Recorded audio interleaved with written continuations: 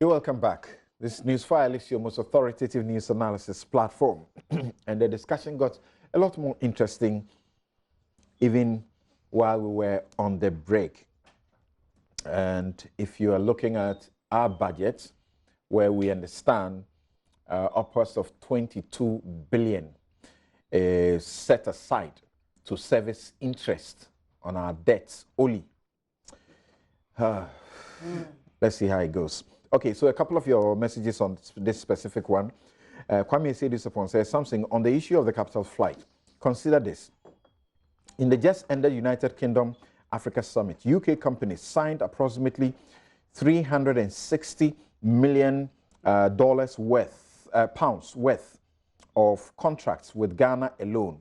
I am not aware of a single Ghanaian company or any from other participatory countries that signed a contract to access the UK market. With us continuing these forex imbalance trade agreements, are we serious about stabilizing the CD? Another message says that, it's a long one, I'll read it, that on this particular issue, please, okay, yeah, says, a lot of capital is sneaked out through creative accounting and financial engineering by foreign and multinational companies. Capital flight is done through intercompany and group services charges. These increase expenditures and reduce profit before tax, hence reducing tax liability. Such companies have no problem with making losses consistently. Also, they use group negotiated agreements with inflated costs that form the basis to move money out.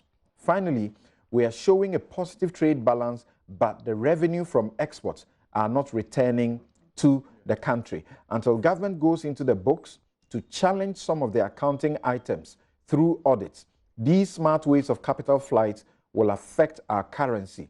The more foreign capital we invite, either into industry or into the financial markets, the more persistent this situation.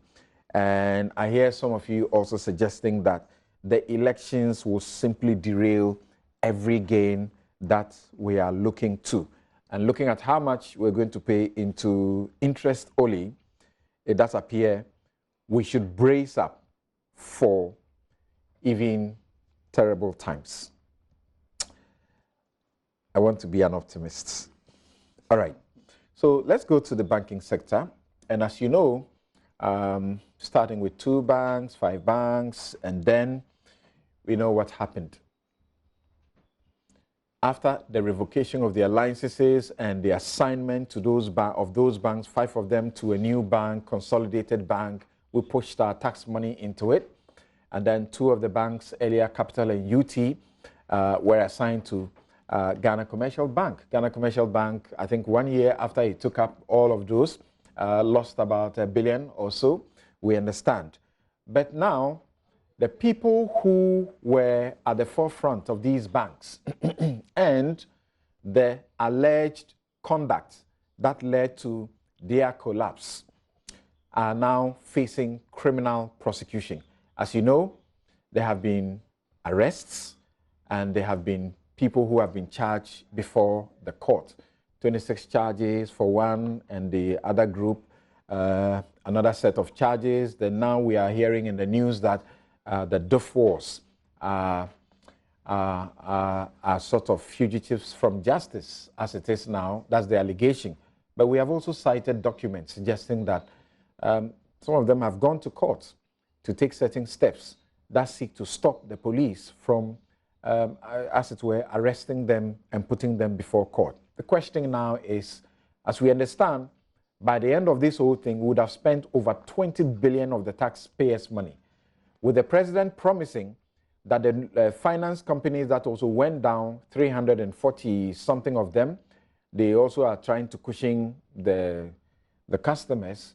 Then we are looking to over 20 billion of taxpayers' money is going into it. Question: what's the end game? Prosecution for the sake of it, or the money? How will that also impact on the economy and the city? So Once again, let me start with you, Prof. What do you think about what is coming up?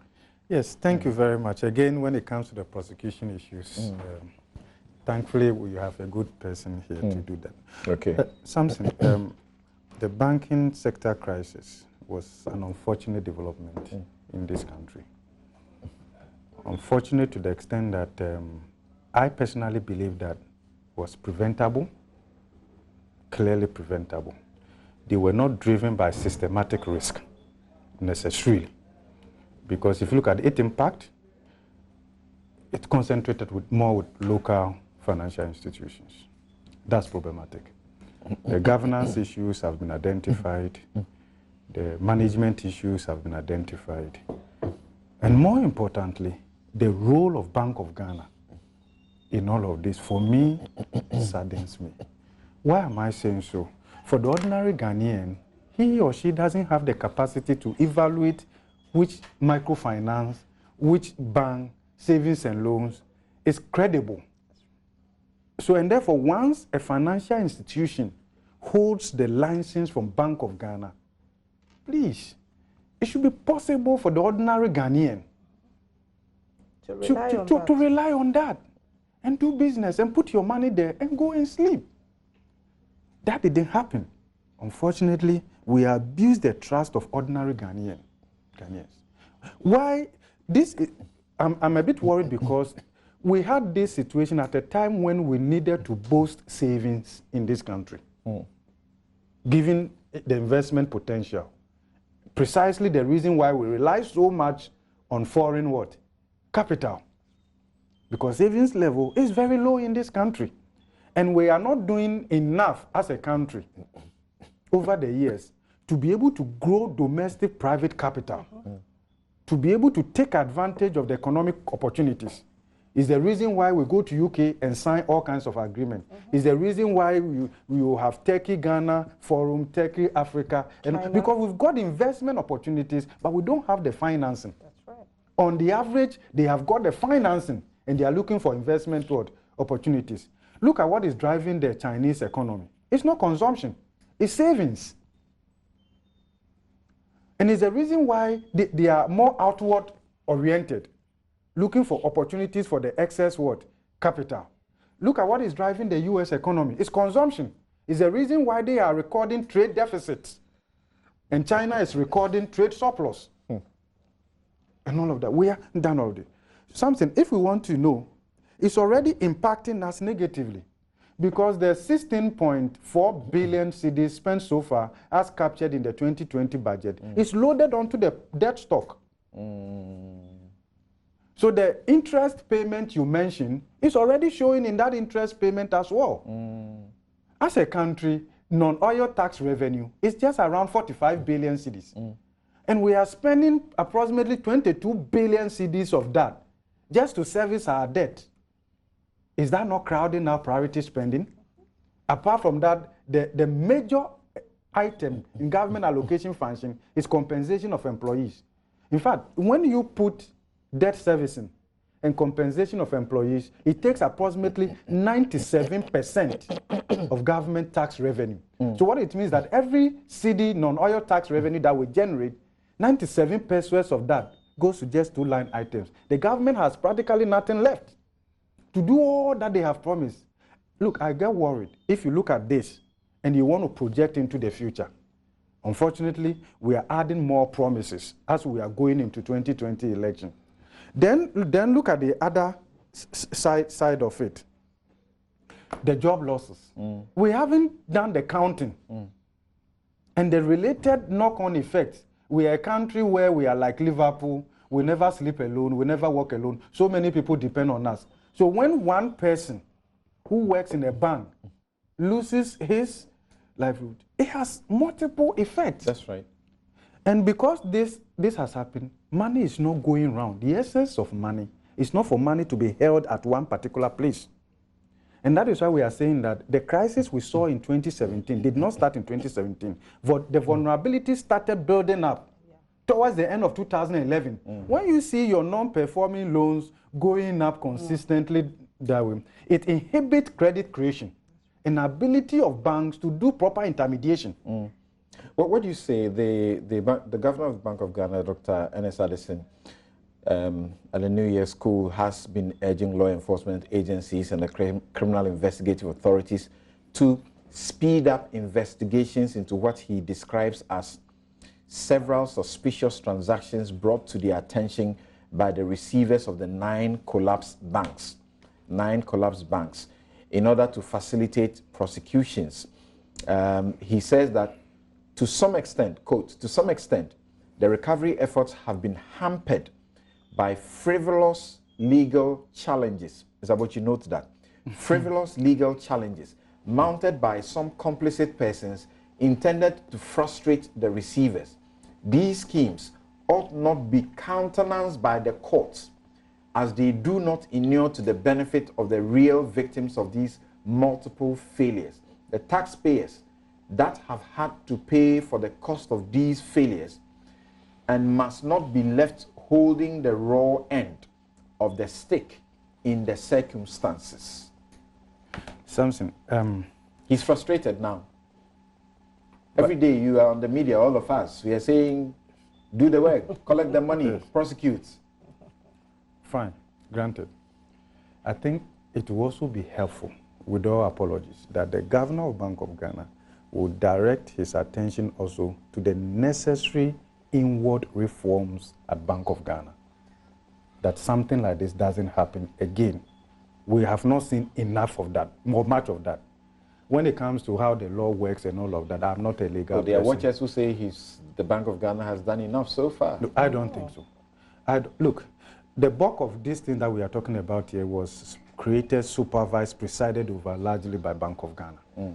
Of course, the headship changed, and therefore the incentive to go all out is higher because those who more or less like who were there when these things happen are no longer there. It's like a new team, and usually the incentive to go all out on cleanup and all of that is very high. But I think beyond that, we have said before that we need to take this discussion beyond just prosecuting those who are in the, from where I sit, I will prioritize recovery of the monies than maybe putting 8 or so people First of all, we were talking about liquidity of how much involved.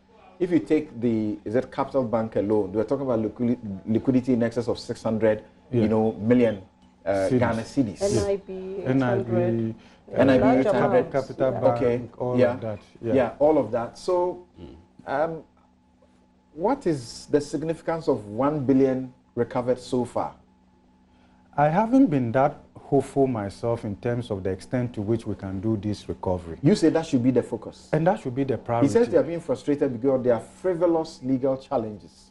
Well, if it's available for any of them to use, I believe that they have the right to do so. They should have expected that. They have the right to do so because it's part of the way they can also protect themselves. Because to date, we haven't heard enough from them in terms of, because we have heard more in terms of what others are saying, or Bank of Ghana or the reviewer has been saying about what has happened, but I believe that they will also have their turn, maybe in the court or so, to also explain and all of that. And sometimes we get to see a better perspective when the other parties come on board with other evidence, with other and all of that. So I think that we should not just, as long as it's within the law and all of that, fine. But my good friend is here.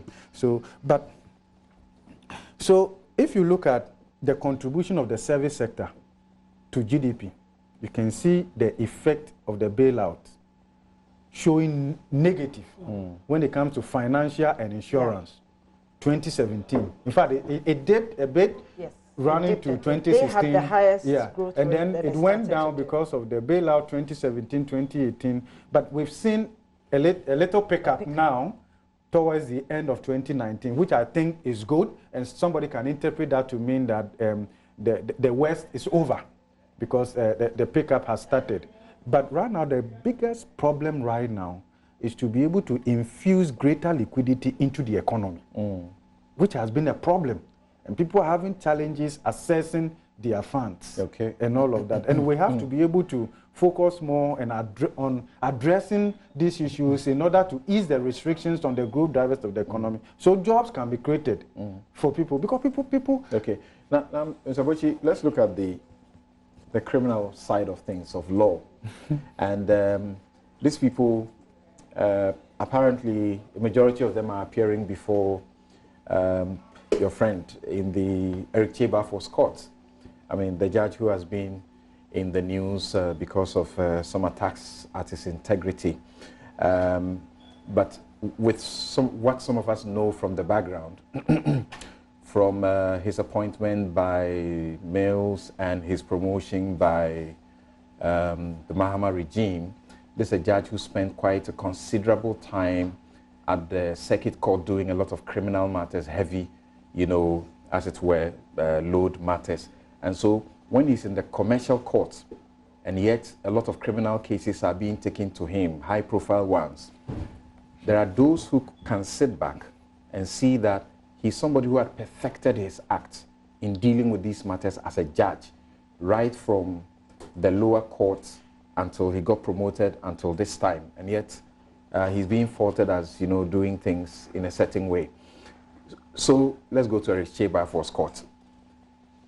The number of people who have been put on trial so far, we know about Essien and the 3 others who were with him.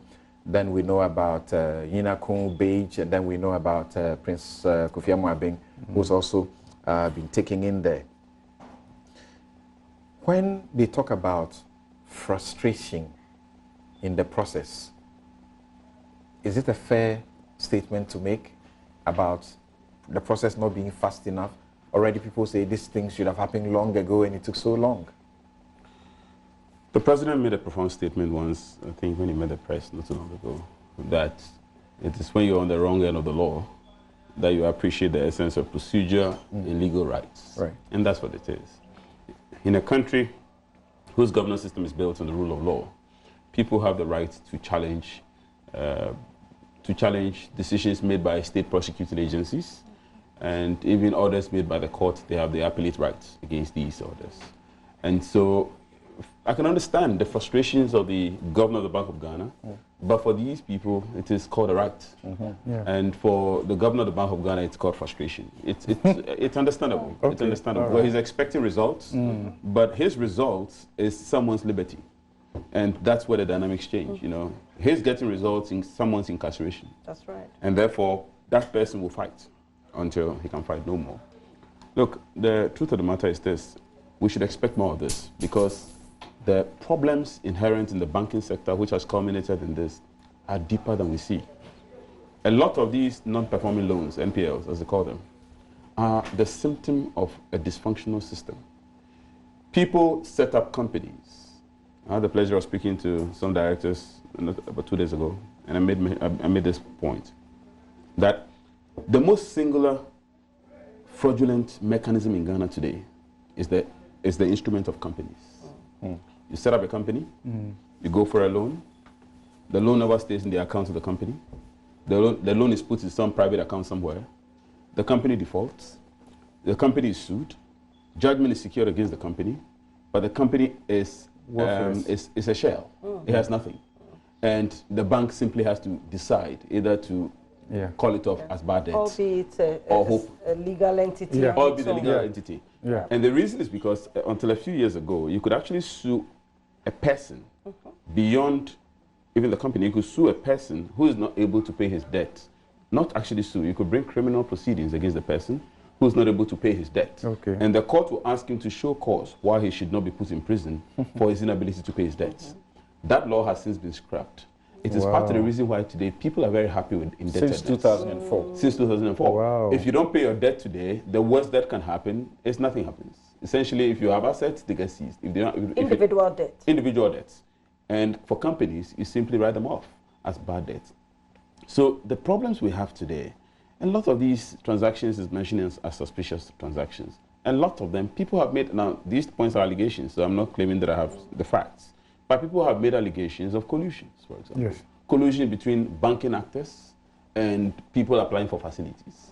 And a sense of conspiracy between parties to these transactions, and ultimately the losers are the banks. Yes. Ultimately, what we have are toxic assets sitting in the books of banks. The losers are the depositors. The depositors, ultimately, in fact, indeed, not just the banks. The banks lose out, and then ultimately the depositors. But beyond that, people have raised questions about auditors. All these banks who have posted, who today have been either liquidated or under the receivership, many of these banks were posting healthy balance sheets. Yes.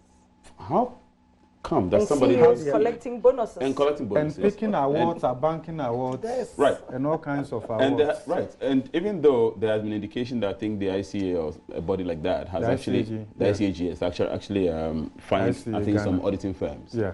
The truth still remains that these firms may be around. And I will lament if these firms collapse. But we should not forget that this is not the first time a thing like this is happening in Ghana. Anderson Coopers had, we had a whole Anderson Coopers, which at that time was actually the biggest of the auditing firms in the world. Bigger than the KPMG. Sorry? Arthur Anderson. Yes, Arthur Anderson. Yeah. You know, whose accounting, like you said, smart accounting, resulted in the collapse of many companies, and we know the situation of Enron and WorldCom and all that. Yeah. So the truth of the matter is, some of these things have to be looked beyond the surface.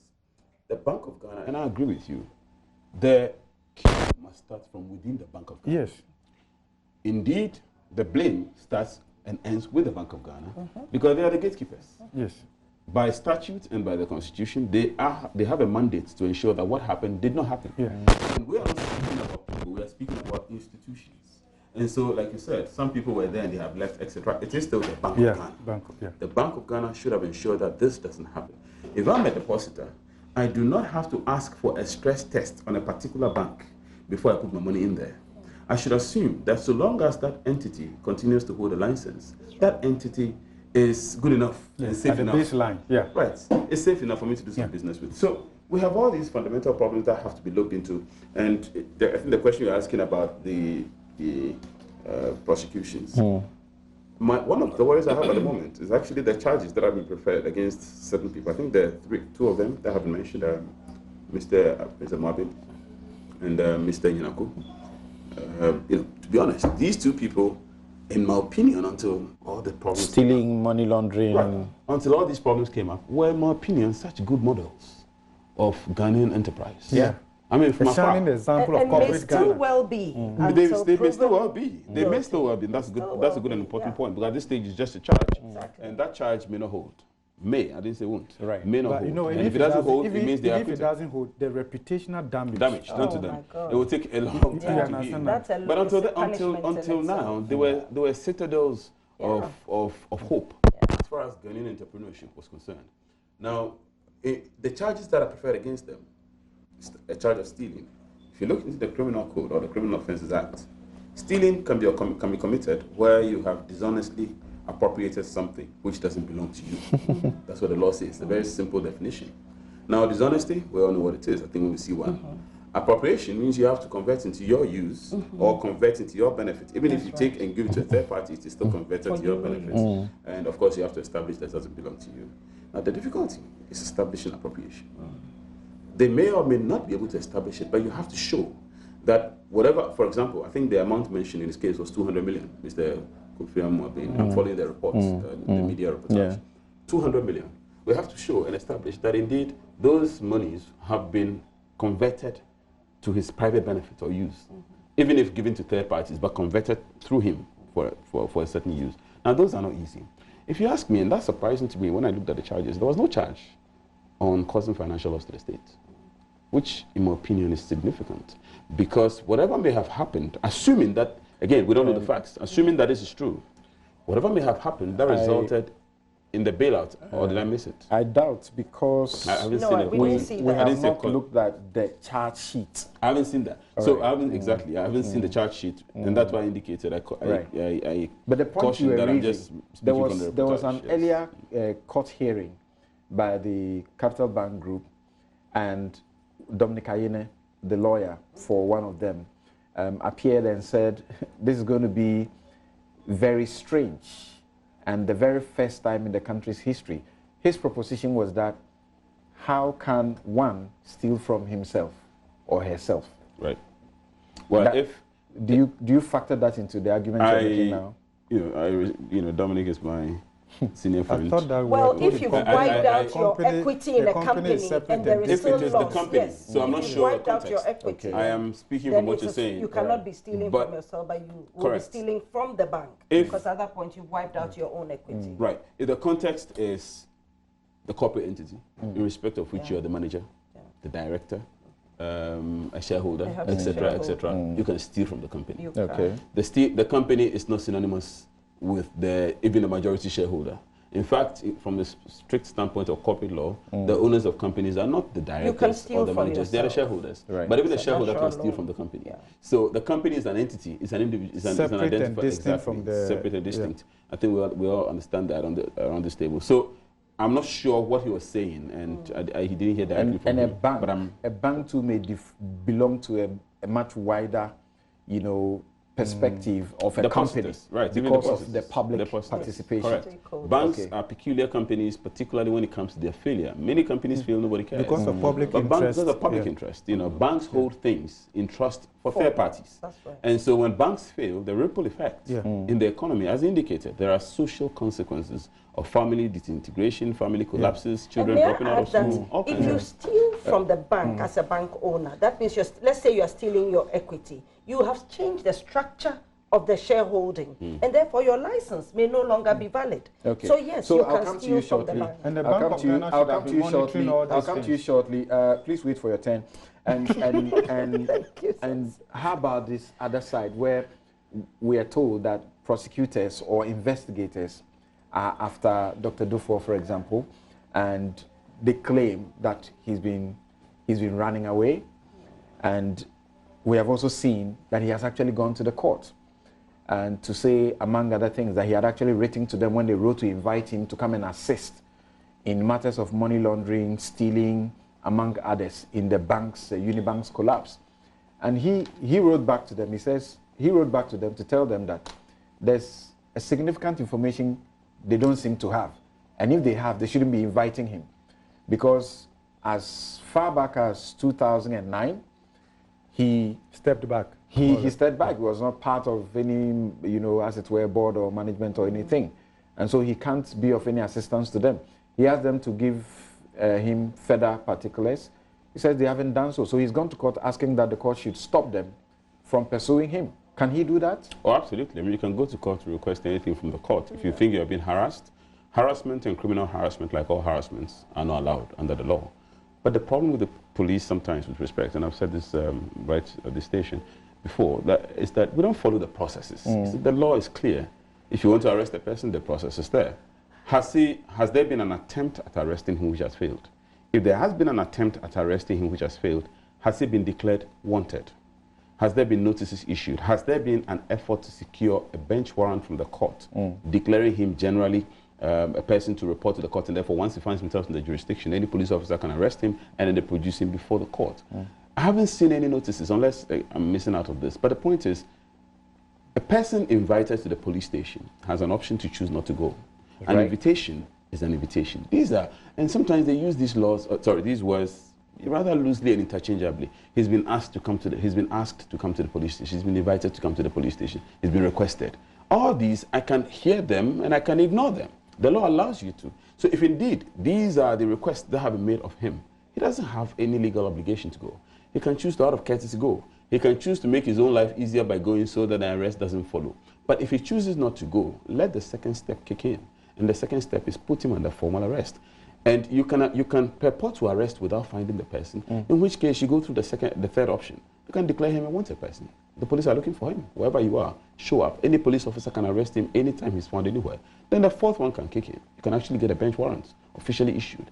As soon as... So I'm not sure what we're talking about, whether he's even in the jurisdiction. But up to this point that they haven't exercised any of these, all of these modes that you explained, and he has gone to court, issued a writ and filed for an injunction, can they still initiate these processes? I am not aware of whether the injunction has been moved and whether the court has said anything yet, but I will be surprised. I will be extremely shocked if the court grants an injunction against arrest.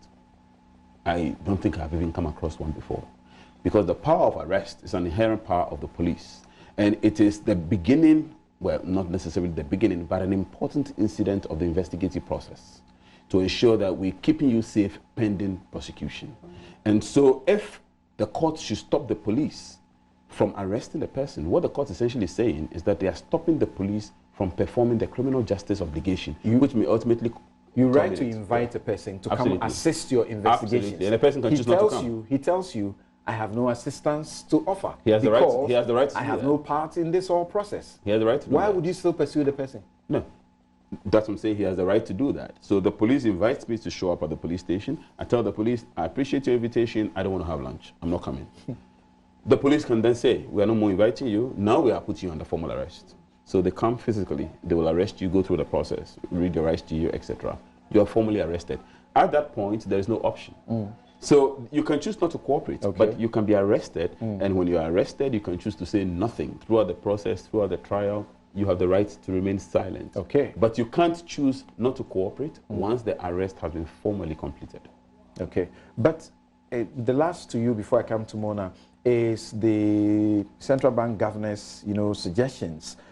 Some lawyers find this not to be in good taste. That he says that these schemes ought not be countenanced by the courts, as they do not inure to the benefit of the real victims of these multiple failures, the taxpayers that have had to pay for the cost of these failures. Some lawyers don't find what? That the court should not countenance what he terms the frivolous legal challenges mounted to hamper the processes. Well, it is up to the courts and the various judges before whom these things come to really look at the context and the social circumstances of the times. It's a very difficult balancing to do because the court is supposed to administer justice and not to care about social pressures.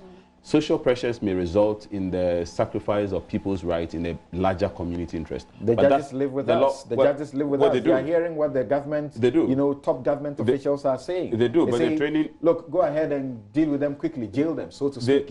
They do, but their training is designed to insulate them from these pressures. And that's the test. Well, that's the test between a good judge and the one that pretty much will administer sociological justice.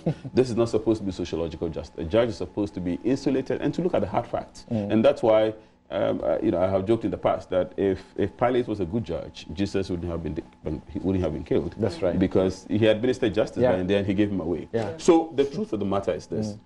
The difficulties and the frustrations will mount, but the judges are supposed to look through these, and you find many judges striking out motions and striking out all kinds of applications and granting cost against parties. And ultimately, look, we've gone through this. And getting their decisions to being appealed against and appealed against. We've gone through this before in Ghana, where there's been situations where there's been multiple applications and ultimately, at a point in time, the court decides that, look, I'm just going to seize the bull by the horn and just move forward. So it's a balancing situation. Somebody has an interest, the state has an interest, and there are third-party interested parties who are standing by and watching all that's going on. Are you suggesting the courts have an option when people's liberties are concerned and lawyers are filing applications upon applications? They can decide to shut their eyes and say, I'm not going to entertain or I'm going to dismiss them. Absolutely. Is that how they're supposed to conduct themselves? Absolutely. The court can't stop you from bringing application, but at a point the court draws the line when they think, and the rules are there. They are in the law books. The rules are there called abuse of process. If the court comes to the conclusion that you are abusing the process, and abuse of process means you are taking advantage of procedures improperly, the court then goes beyond your application to look at the motive. And the court realizes that you are just using things, all these motions to stultify the proceedings. They basically will just dismiss them and move forward. And as you bring applications, the process will be ongoing. They will listen to your application and keep dismissing them. You just have to advise yourself. They keep dismissing them. The people will be appealing, as you have heard. The appeals are mounting. The applications to the Supreme Court are mounting. And in the processes, the process at the High Court is stopped. It's not supposed to stop. That's the thing. No, but when they get interlocutory processes to stop the judge can go on. Absolutely. There are times when there will be restrictions because when there are interlocutory applications and some of them have injunctive effect. Right. If there's an injunctive application which is gone on a higher level, a lower court is supposed to hold on because you don't want to behave in a manner that renders the higher court's outcome nugatory. So they say hold on to sometimes make sure there's actually another. You can't. It's not about you because they may actually go discretion. up and stay your proceedings pending what is going upstairs. But ultimately, the point I'm making to you is we should be ready for some of these frustrations because sadly, when, and I'm saying rich in quotes, but when people who are of means have criminal cases, these cases normally tend to drag. And the reason is because they almost always take advantage of all the appellate options. And the appellate option is not a substantive matter, because they can afford. And they can afford the best of lawyers. Well, they can afford the best of lawyers. You know, something, I know he's been naughty there, but lawyers don't, you know, I'm just saying these things carefully because the larger public tend to think sometimes that, you know, lawyers can change black into white, and once you're wealthy, you can, it is not necessarily so. The judges sitting there can see through a lot of things. And sometimes they watch, and you may actually be damning yourself.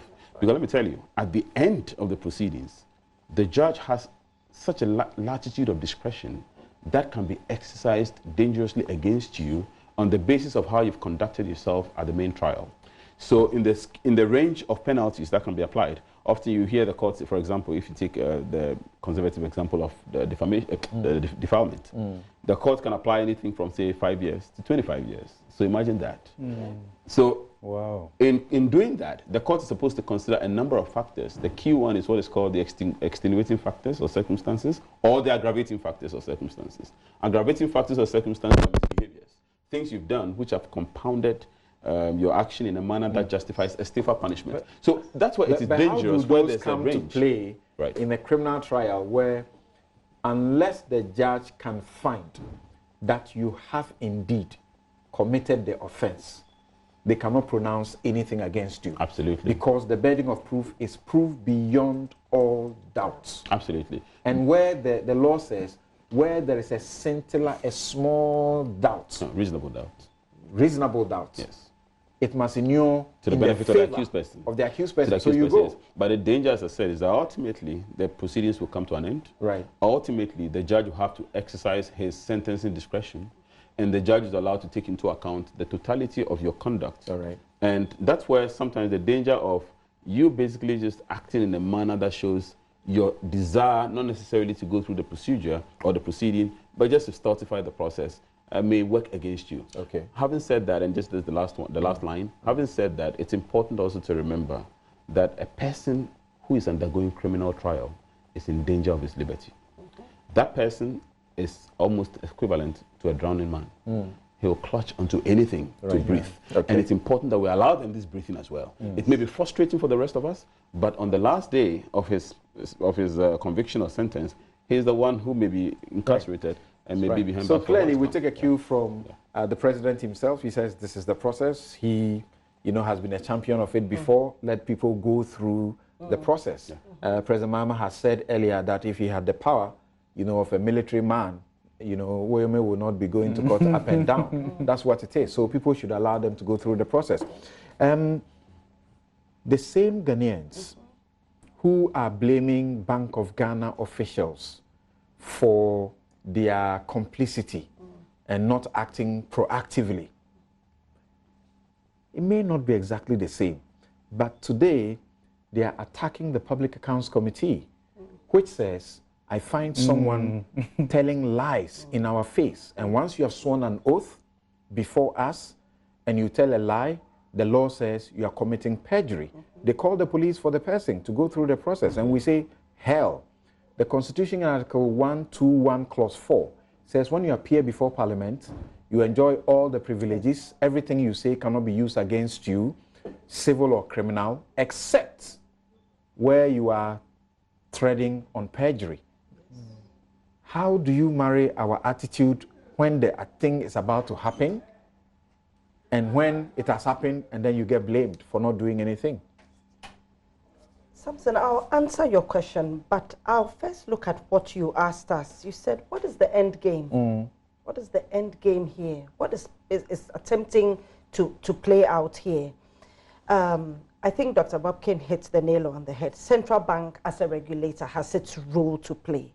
And it may have many faults, as we all know, capacity and so forth, of the banking supervision department. I mean, all those were stated. Lack of separation of powers from that perspective. Exactly. That was all stated in the IMF reports and the World Bank reports that have come out, and the quality asset review reports that went to the governor himself. So that is there, as you've said. People will look at that and say, why wasn't Bank of Ghana able to capture this and deal with it? There were many other as it were, barriers along the way, auditors and so forth. We've talked about auditors like Anderson, plus local auditors in Ghana who also have been faulted today. Did they not see it? Are auditors doing a comprehensive job, or are they just taking samples of transactions and looking at it and leaving other ones behind? All that has been brought to air, and it will get sanitized with time. So there is a good part of all this coming out. We will get to understand the systems better and how we can improve of them. What are the facts of all these cases? Some facts have been brought out, and based on that, there have been some charges. We've seen charges, stealing, which even the fact that they are charges have started, let me say started, they've started to destroy reputation already. And people who are being accused are already feeling very bad, and others are looking at them already as criminals, even before anything has been established. So when the governor makes a statement that we expect that criminal behavior, once established, his frustration becomes secondary. He must wait. He understands that it must be established. Otherwise, we'll have innocent people in jail. And the two of you as lawyers have discussed establishing that and so forth. However, the charges in themselves, in a country like Ghana, once they go out, people label you based on that. So reputation is already out there. As you said, in the end, their liberty is at risk. Will they be in or out? I think that the speculation by the media even, especially the media, the kind of reportage that has gone out has wounded many of the accused persons.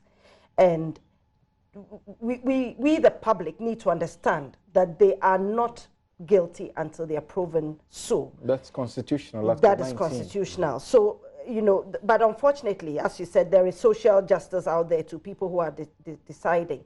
The auditors that have even been seen to fail, in the end, we'll find out whether they really failed or not. I mean, we'll get to know that as well, because they also have reputational risk. That is how they earn their income.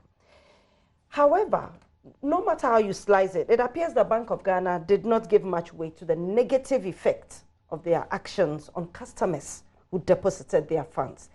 The depositors are also stakeholders. And many times, by the time this end game, meaning for me, finding that beneficial owner, finding out whether the stealing is real and that there was appropriation, these monies that were taken were used by those who took it. By the end of that game, all stakeholders would have been hurt, and hurt very, very badly. Because when you put money into a bank and you believe that they have a license to do so, and you lose that money eventually, and that person goes to jail, and you don't get refunded, the person going to jail doesn't refund you. The person may be in jail, but you don't get refunded. You still lost your money. So one would have expected that central bank would have handled... They say, the criminal process is not necessarily to recover debts. Exactly, it's not necessary to do that. What you get sometimes will be fines that go to the state. Exactly. And not to... Yes. So the central bank, I think, in my opinion, have not handled this cleanup process as best as they should. As regulators, yes, they must fine, they must do all the things that they have to do, but they should have done this in a way to avoid pain and misery for customers, because like we've just said, they may not get refunded. Let's unpack some of the aspects of this bank collapse. One, I want to look at separation of corporate responsibility and individual responsibility. As we speak about these names that we brought up now, it was about banks that we were talking about, but the names have come up strongly. Samson, I heard you say, some people say Dr. Dufour cannot be found or he's running away. If he's running away, how would he then be putting in an appeal to the court about not being harassed? He's obviously not running away. He is in town. How do we unpack what an individual who works there is responsible for, the legal entity that you described, Mr. Abochi, and how the regulator views all these things? I mean, we've seen the regulator sometimes throw ropes of help to these institutions so that they can recover and not hurt the customers and so forth. And even that rope, we've been told, were sometimes abused as well. Lifelines of liquidity and so forth that were given. But we don't even know the terms upon which these were given. But I think it's important that as we look at these stories... in court that you give them to us, they were loans we use. We yes, are paying and that we're supposed to pay back. What's your problem? We need to separate the corporate responsibility from the individual responsibility as we tarnish the names of individuals and as we accuse them. Again, in Ghana, we've talked about strong institutions and so forth. Of course, since President Barack Obama came and made that statement, we've said it a lot. But in Ghana, there still seems to be something about strong institutions and strong personalities. Even in that game, strong personalities who can accuse and strong personalities who can be accused and it can roll off their backs or not roll off their backs. We need to be thinking about some of those things. We also look at the recent huge increase in capital requirements for the banks. There was the pros and cons, be able to do large ticket items, be able to fund better loans for industrialists and so forth. But then we also know that some of the banks who were really catering to SMEs got kicked out as a result. In fact, they struggled so much to do they struggled so much to do big ticket items, to pretend that they were big boys, that in the end they kicked themselves out. And this was at the as it were, gave a negative impact for SMEs. Now, SMEs are a very important part of our economy in terms of economic growth. Right now, SMEs have very few places to go to access funds to be able to grow. So I think that the corporate governance issues here are very important. Compliance by management, the fiduciary duty of board members, the role of shareholders. I mean, when I hear some individuals say that I haven't been in management for a long time, are you still a shareholder? What is your role? What is your responsibility as shareholder? And we all need to learn from some of these things. Actually a director from behind. Yes. Where does corporate responsibility and an individual responsibility begins? You know, even as we see CEOs there, whenever there is now trouble, all of a sudden it's about the bank, it's not about them, or vice versa. Recently, just recently, in the US, Wells Fargo and Company, which is the holding company for the bank, 8 former chief executives and other executives were fined over $59 million. The chief executive alone, his fine was $17.5 million, past chief executive. This was just on Thursday. In Ghana, how many times have we seen chief executives, chief financial officers, chief compliance officers within the financial institutions being fined or even removed? Removed, maybe I have seen one or two that I don't want to mention here, but I've seen one or two. But in terms of public fining, to be honest, the heads of these institutions don't fear. I mean, what will happen? There'll be noise, and it will be okay, and I'll still be at post. This even happens in the public service, as well as the private sector and in the banking industry. I don't think that we have punitive measures in place that are applied, implemented to deter people from doing things that they shouldn't do, or even doing things that may appear inconsistent with what they must do. So I think that the fault is spread all around.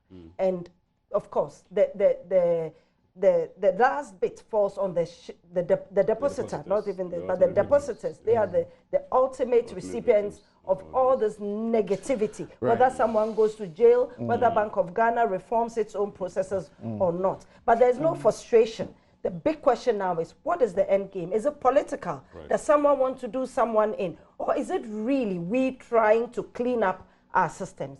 I believe that it's a bit of all of that, because the quality asset review started well before 2011. The unintended, and there was a need for this. So I know I haven't said anything conclusive, but I've just thrown it all out there, light for sanitization. One thing we may not have thought about sometimes, I apologize, one second. One thing we may not have thought about is the issue of the unintended benefit that may have accrued to foreign banks, and the unintended danger that may have been suffered by the concept of a local bank. I'm not kidding you. Because as I sit here, what's the danger? Go in this area as an entrepreneur, but keep to the rules. What? But as I sit here, and so speaking from the point of view of a layman, not an economist, but as I sit here, if today I have to make a decision, if someone gives me good money, and I have to make a decision on which bank to put it. From a global standpoint, I'll split banks into two, foreign banks and local banks. And people are feeling a sense of safety in foreign banks. Foreign banks are getting that benefit because of there's a They are the climate we created beneficiaries. of what has happened. Okay. Now we should go back and find a way of re-energizing the concept of local banking. Because when Mohammed Yunus came out with the Agreement Bank concept, it is what transformed Bangladesh. Now, and just tying to that, the fact that if you don't have an SME banking space, which is local oriented, you will have a gap. We used to have it before. It was failed. They didn't manage it well, but it can be done properly moving forward. And so about I just wanted you just a minute on this so we can go. She spoke about, all of you agree about the reputational damage and all of that, but of course it's consequential. The governor of the Bank of Ghana said it has become clear, I'm quoting him, that these institutions were set up to use depositors' funds to finance other businesses of shareholders or other related or connected companies. In the process, oligarchies were formed involving various groups of companies under the control of common shareholding by a few politically connected persons whose relations with political authorities gave them a false sense of protection from the law and dared to do the unthinkable at the expense of depositors whose funds were used to keep these groups going, unquote. The question is, and some lawyers speaking to me have said, you should be saying these before prosecutions, not after the people have been put in court. No, what is wrong? I do not agree with those lawyers who say that. The governor of the Bank of Ghana, I agree with everything he said here, my own observations and my own reflections. Whatever he's saying there, in my opinion, so once again stressed, my opinion, not a fact. It's true that, and I mentioned that the people have used the instrument of companies to defraud the country, basically. And depositors' money, which have been put in the bank, have become the medium for the, the enrichment of people. And political connections and political exposure and political network is the cover.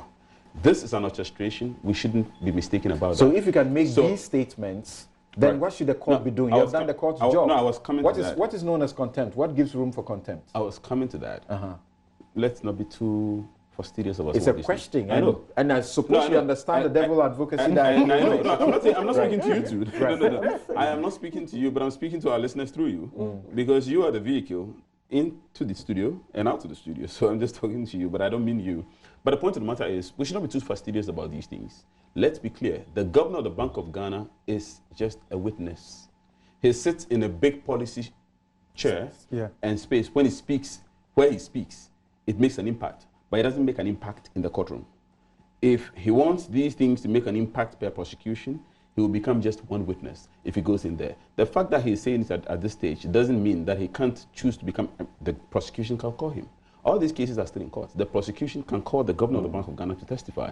And he can speak from the standpoint of a participant, as an expert, as a technocrat, etc. And whatever he says makes a huge impact as far as the prosecution is concerned. The next question others are asking of him is, where are your own officers without whom the things you're claiming would have happened? Big question, because for me the question is, all these things happened, or they were supposed to have happened under the watch of the Bank of Ghana. The Bank of Ghana is the regulator. I'm even amazed. Supervisor. I'm even amazed that as we speak, we don't see a proliferation of suits. And I think there was one or two suits, there were one or two suits that may have failed, but the Bank of Ghana cannot escape liability for having slept on the job and therefore implicitly led third parties into a place that was ostensibly safe when in fact it wasn't. When I entered the banking hall, and they created the impression it was safe. It was not safe. That's what I'm saying. When I entered the banking hall, I assumed that this bank, having been licensed by the Bank of Ghana, is safe to deal with as a bank. And the public saw the sword cutting being done by for one of the banks by the central bank governor and even the vice president of the nation. All these are lending credence to the public's perception. I really hope that Mr. Abuchi understands what he's doing.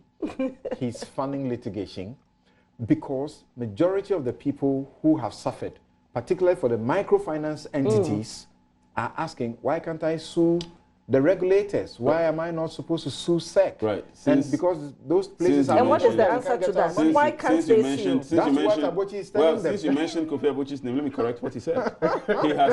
He has not fund litigation. What he has done is to express a surprise. Thank you. And indeed, I am surprised. Right. I am surprised because the position at which the Bank of Ghana sits, there are just too many questions the bank, and they're not even making the effort to answer them. Okay. And that's what surprises me. So I'm still surprised. I haven't advised anybody to go to court. And I mentioned that, when I mentioned that, you guys may not understand, but those in the fraternity will understand. Because there are things that we lawyers are not supposed to do, because if we do, we are candidates for sanction. But of course, on this note, it's education that is needed. And we couldn't get it from any other. That's what Lawyer Abochi has done. Kofi, I am surprised. I am really surprised that people have been, Could it also be that perhaps the Bank of Ghana is putting all these things out there so that the attention will not be on them so much in terms of what the kind of reforms that should be done, and then the necessary operational independence that should come along, and the separation along all these things. But I just want to also just interject with this that we're talking about microfinance aspects. Do a minute of that. Because the microfinance concept, we all bought into it because it serves the lower end of the market. And sometimes they are not attractive to the mainstream banking. Not sometimes, all the time they are not attractive. And you see, when you see that happening at that level, that is abuse at the that grassroots shouldn't happen with very little financial literacy, but they've bought into this. And for this to happen, people will actually recoil. They spend a whole day and they make a 5 we are CDs pushing and they for bring financial it to you. inclusion at the same time. And we were pushing that financial inclusion. Let's use the financial system, because really the ideal place for excess money is not your bedroom. In the bank. It's not the under the earth. Because we were told from Matthew 25, from verse 14, when talents were distributed, one was given 5, another was given 2, one was given 1. There was no corruption in that story. All right. The sin the other person committed is what we are talking about today. Instead of sending the money to the bank, he decided to go in here. Because from there, Bible understands that the concept of money is that money goes wrong. I've followed you on social media and I've heard you preach on your platform a few times. All right, so thank you all so very much. Just a few quick messages and then we'll take a break and return with our next panel. It will be changed just a bit. And then Dr. Mani says 2 quick points. The last time I remember the High Court judge brushed aside applications, it led to the unjustifiable imprisonment of Chachu Chikata. The appeals court later dismissed the judgment. Then, his second point is taking me to a school Mr. Abochi took me when I was in first year law faculty. Says Cardozo once said, what the judge eats in the morning influences his decision. Food for thought. That is what we so as lawyers refer to as the American jurisprudence. The judge's heartburns can make him very edgy. Okay. Then about the Dufours, Eduji says that Dr. Kwabena Dufour Jr. has always cooperated with a special investigation team led by COP Edward Tabiri from 2018 to date. It is on this basis that we had his instructions to file the human rights application, which has been served on the Attorney General, IGP, and Edward Tabiri himself. It is therefore misleading for some of the media to report that Dr. Dufour is on the run. Thank you very much. Okay, so the banker-customer relationship is contractual. If you sue one, if you sue the one you have the contract with, the Bank of Ghana is not a party to your contract. However, on a public interest litigation level, the bank may be a point for a suit. That is a law lecturer from the institution that Kofi Amoabeng has been dean until recently. Even if you look at Clement Akapan, thank you very much. We'll take a break. We'll be right back to ask questions about the Galamsey fights. A big, expensive campaign now being lost, particularly maybe for political expediency as elections, you know, stir us in December. We'll be right back. Thank you very much.